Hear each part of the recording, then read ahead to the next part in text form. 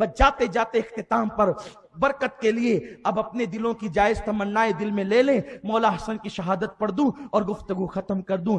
مولا حسن مجتبیٰ کو شہید کرنے کا پلان بن گیا، کیونکہ حضور علیہ السلام نے فرمایا تھا کہ میرا بیٹا حسن جب شہید ہوگا تو اس کا چہرہ ہرا ہو جائے گا۔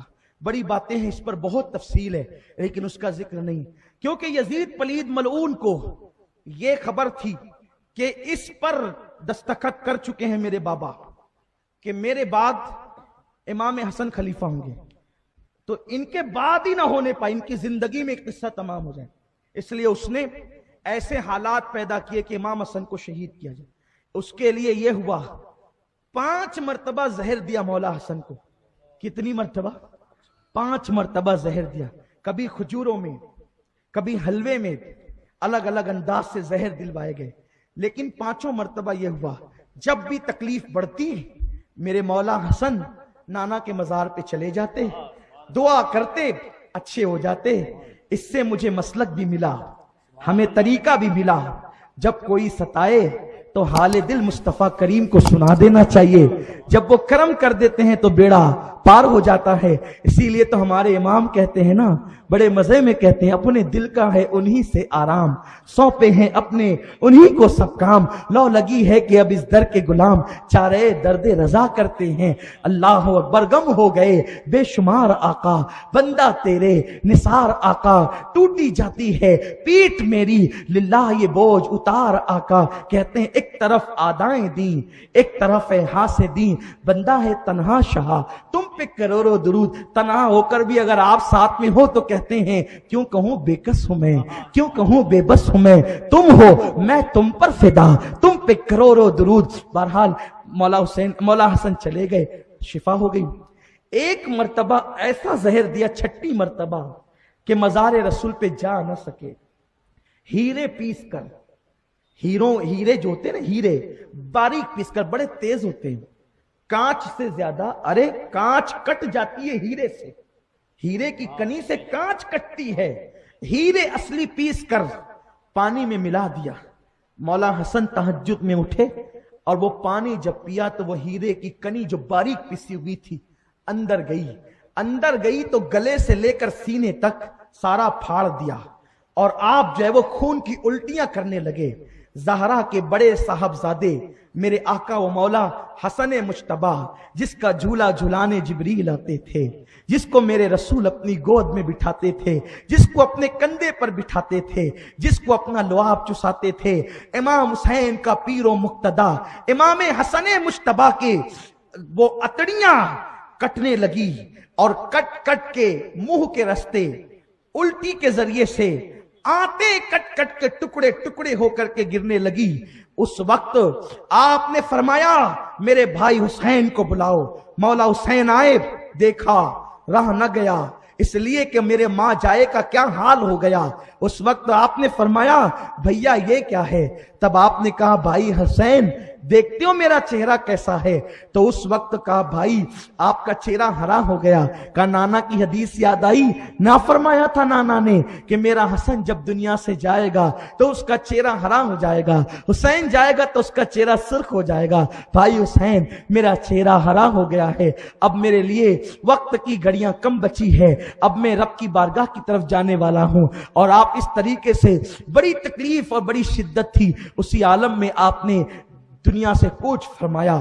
وہ بڑے تکلیف کے لمحات تھے، انشاءاللہ کسی وقت میں اپنی مولا کی شہادت بیان کروں گا۔ اس کے بعد پھر کیا ہوا آپ کو پتا ہے، مولا حسن نے جاتے جاتے کہا تھا بھائی حسین میرے دل کی تمنا یہ ہے کہ نانا سے میں کبھی جدا نہیں ہوا، نانا سے بڑا پیار تھا، نانا مجھ سے پیار کرتے تھے، جب میری شہادت ہو جائے تو میرا جنازہ لے جانا اور نانا کے قدموں میں مجھے دفن کر دینا، تاکہ میں ہمیشہ کے لیے نانا کے قدموں میں رہوں۔ لیکن بھائی اس وقت مدینہ طیبہ کے حالات اتنے خراب نظر آتے ہیں کہ اگر لوگ مجھے دفن نہ کرنے دیں تو مسلمانوں کے قبرستان میں امی کے قدموں میں مجھے دفن کر دینا۔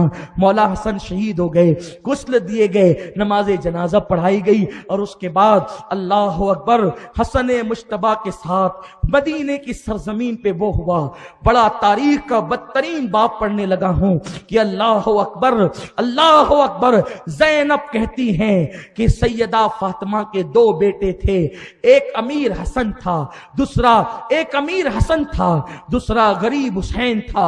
امیر حسن کو تو دو کفن ملے تھے، ایک نہیں دو کفن ملے تھے، اور غریب حسین کو ایک بھی کفن نہیں ملا تھا۔ اس وقت کسی نے پوچھا تھا زینب دو کفن دینا یہ اسراف ہے، یہ بتا امیر حسن کو دو کفن کیسے ملے تھے؟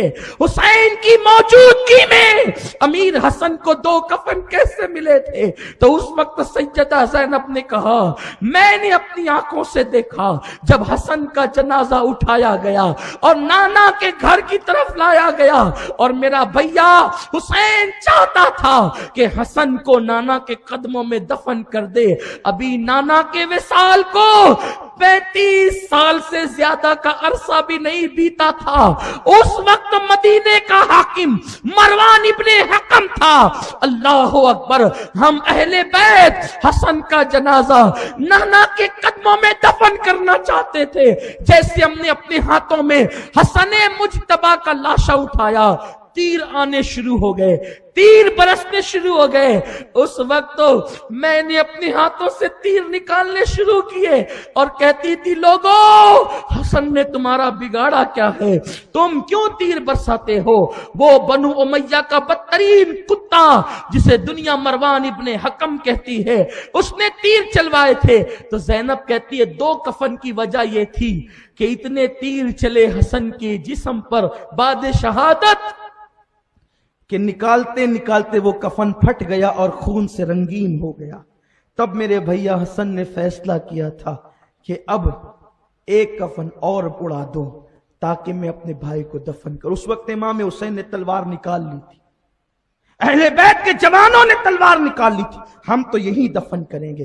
لیکن جو بزرگ صحابہ تھے، حضور کے صحابہ، انہوں نے کہا تھا امام حسن کی اگر یہ وصیت ہے کہ نانا کے قدموں میں دفن کرنا، تو اس دور اندیش بزرگوں کی یہ بھی تو وصیت ہے، اگر مروان کی کمپنی یا مروان کے لوگ یا یہ بدترین پلید لوگ اگر یہ لوگ کچھ شرارت کرتے ہیں تو آپ لڑنا نہیں، مجھے لڑائی پسند نہیں ہے، آپ ایک کام کرنا کہ مجھے امی کے قدموں میں دفن کر دینا۔ یہ بھی تو انہی کی وصیت ہے۔ حسین رحم کریں اہل مدینہ پر اور آپ ایسا کریں۔